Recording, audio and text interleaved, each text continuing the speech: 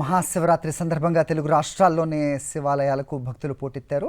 తెల్లవారుజాము నుంచే భక్తులు ఆలయాలకు చేరుకుని ప్రత్యేక పూజలు చేస్తున్నారు. దీంతో శైవ క్షేత్రాలు భక్తులతో కిటకిటలాడుతున్నాయి. హరహర మహాదేవ శంభో శంకర అంటూ శివనామస్మరణతో మారుమోగుతున్నాయి.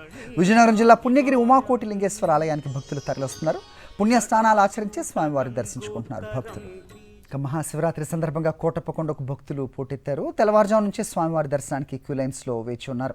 మహాశివరాత్రి పర్వదినాన కోటప్పకొండలోని త్రికోటేశ్వర స్వామిని దర్శించుకుంటే భక్తులకు సకల శుభాలు జరుగుతాయన్నారు ఆలయ అర్చకుడు ప్రసాద్ శర్మ. తెల్లవారుజాము నుంచి త్రికోటేశ్వర స్వామికి ప్రత్యేక అభిషేకాలు నిర్వహిస్తున్నట్లుగా తెలిపారు ఆయన. అర్ధరాత్రి లింగోద్భవ పూజలు ప్రత్యేకంగా నిర్వహిస్తామని అంటున్న ఆలయ అర్చకుడు ప్రసాద్ శర్మతో మా ప్రతినిధి అశోక్ మాట్లాడారు. కోటప్పకొండ శివనామ స్వరంతో మారుమోగిపోతోంది. అర్ధరాత్రి నుంచి స్వామివారిని దర్శించుకోవడానికి పెద్ద ఎత్తున భక్తులు తరలి వస్తున్నారు. ఉదయం నుంచి ఎలాంటి అభిషేకాలు జరిగినాయి స్వామివారికి మనతో ప్రసాద్ శర్మ ఉన్నారు. ఉదయం నుంచి ఎలాంటి అభిషేకాలు జరిగినాయి, ఎలా జరిగినాయి? వాగర్ధ వివ సంపృక్తో వాగర్ధ ప్రతిపత్తయే జగదపితరో వందే పార్వతీ పరమేశ్వరు.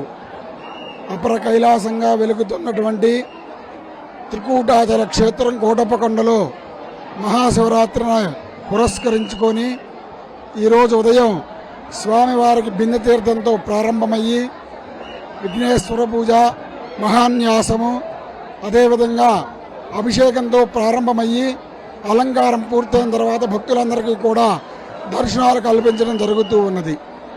అదేవిధంగా మనకి పట్టు వస్త్రాలు, ప్రభుత్వం వారిచే పట్టు వస్త్రాల సమర్పణ, తదుపరి ఈరోజు సాయంత్రం లింగోద్భోగాల అభిషేకం, మహాన్యాసపూర్వకంగా మహారుద్రాభిషేకం 101 రుద్రాలతో విశేష ద్రవ్య శ్రవణాలతో అభిషేక కార్యక్రమాలు జరుగుతూ ఉన్నాయి. కాబట్టి అదేవిధంగా శివరాత్రి అనేది శివుడి లింగంగా ఉద్భవించినటువంటి రోజునే శివరాత్రి అంటారు. విశేష ద్రవ్య శ్రవణాలకు మొత్తం కూడా కార్యక్రమాలు, పంచామృతాలు, ఆవు పాలు, ఆవు పెరుగు, ఆవు నెయ్యి, తేనె, పంచదార అటువంటి విశేష ద్రవ్య శ్రవణాలతో ఈరోజు రాత్రి అభిషేకం జరుగుతూ ఉంటుంది. ఈరోజు స్వామివారిని దర్శించుకుంటే ఎలాంటి ఫలితం ఉంటుంది?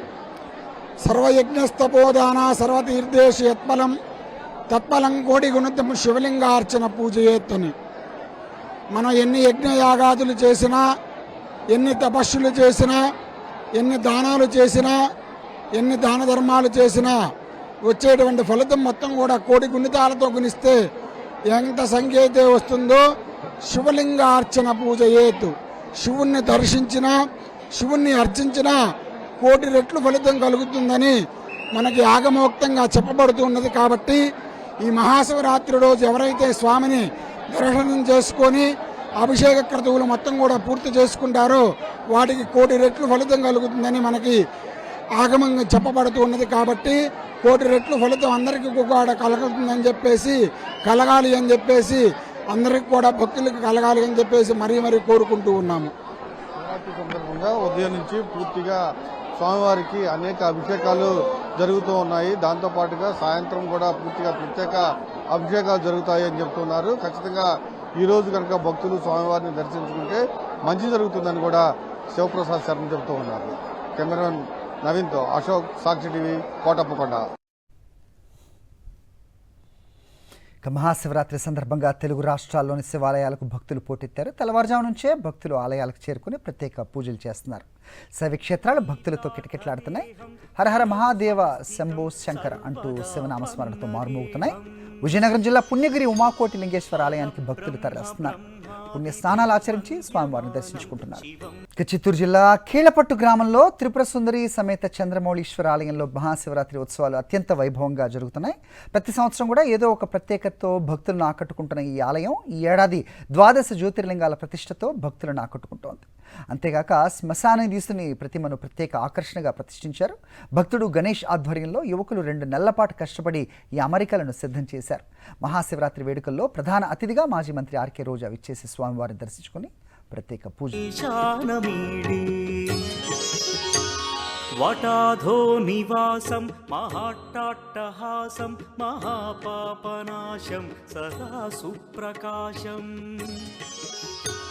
గిరీశం గణేశం సురేశం మహేశం శివం శంకరం శంభుమేశానమీడే.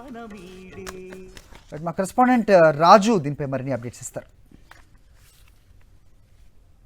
మహాశివరాత్రి సందర్భంగా పంచారామ క్షేత్రాలన్నీ కూడా శివనామ స్మరణతో మారుమోగుతున్నాయి. హరహర మహాదేవ అంటూ కూడా చూస్తే కనుక లింగోద్భవ కాలం నుంచి కూడా చూస్తే రాత్రి తెల్లవారుజాము నుంచి కూడా భక్తులు భారీ సంఖ్యలో కూడా ఇక్కడ ఉన్నటువంటి పాలకొల్లు క్షీరారామానికి పోటెత్తినటువంటి పరిస్థితి కూడా కనబడుతుంది. మనం విజువల్లో చూస్తే కనుక క్యూ లైన్లో కూడా భారీ సంఖ్యలో బారులు తీరిన పరిస్థితి కూడా ఉంది. పొలంబర్ నుంచి బాగున్నాయండి, ఏర్పాట్లు బాగున్నాయండి, అన్ని బాగా చేస్తున్నారండి. ప్రతి సంవత్సరం వస్తామండి, ఈ సంవత్సరం ఇంకా బాగున్నాయండి. ప్రతి సంవత్సరం కన్నా తొందరగా దర్శనం అవుతుందండి.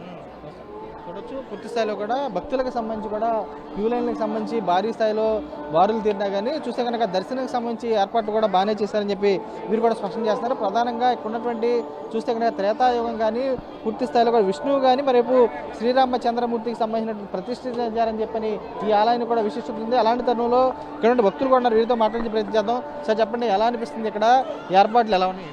బాగున్నాయండి. ఇది పాలకులు పంచారామంలో పాలకులు ఒకటి ప్రసిద్ధమైనది. ఇది కూడా ఈ శివుడిని కూడా రాముడు ప్రతిష్ఠించారు. ఇక్కడ చాలా అందరూ వచ్చిన ప్రజలందరూ కూడా చాలా సేవా సంస్థలు అన్ని ప్రసాదాలు అన్ని ప్రసరించి అందరినీ దర్శనం చేసుకుని అందరినీ ఆయురారోగ్యాలతోటి ఉండాలని దేవుని దర్శించుకోమని కోరుకుంటున్నాం. శివుడికి సంబంధించినటువంటి పరమశివుడికి సంబంధించి కూడా ప్రధానంగా ఇక్కడ ఉన్నటువంటి ద్వారాల నుండి ఎంట్రన్స్ నుండి కూడా ఈ దేవాలయానికి సంబంధించి ప్రత్యేకంగా చూసుకుంటే కనుక పంచ మండపాలకు సంబంధించి ఉంటాయి. ఎదర గోపురం వద్ద నుంచి కూడా చూస్తే పంచ మండపాలు కూడా స్వామివారి దగ్గరికి వెళ్ళే వరకు కూడా పంచ మండపాలు కూడా దర్శనమిస్తాయి.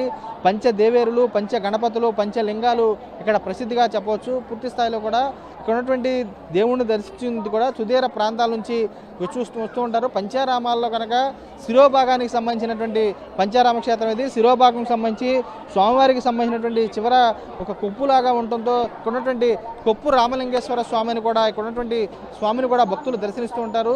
పూర్తి స్థాయిలో కూడా మహాశివరాత్రికి సంబంధించి అర్ధరాత్రి నుంచి కూడా రేపుకి సంబంధించిన రాత్రి వరకు కూడా, ఎందుకంటే రేపు 12 గంటల ప్రాంతంలో అర్ధరాత్రి 12 గంటల ప్రాంతంలో లింగోద్భవ కాలం సమయంలో కూడా మల్లన్న పాగాకి సంబంధించినటువంటి ఇక్కడ ఏర్పాటు చేస్తూ ఉంటారు. మల్లన్న పాగా అంటే చూస్తే శ్రీశైలం సంబంధించినటువంటి మల్లికార్జున స్వామి ఎవరైతే ఉన్నారో దేశంలోనే 2 చోట్ల మల్లన్న పాగా కడుతూ ఉంటారు. విశిష్టంగా పాలకొల్లుకు సంబంధించినటువంటి ఏరియాలో కూడా మల్లన్న పాగా కూడా చేనేతకు సంబంధించినటువంటి కుటుంబం దశాబ్దాల కాలంగా ఇక్కడ ఉన్నటువంటి కుటుంబం కూడా ఒక మల్లన్న పాగాను కూడా నేస్తుంది. ఈ మల్లన్న పాగాకు సంబంధించి పాగా కట్టిన అనంతరం కూడా స్వామివారికి సంబంధించినటువంటి పాగాను కూడా భక్తులకు సంబంధించి ఇస్తూ ఉంటారు.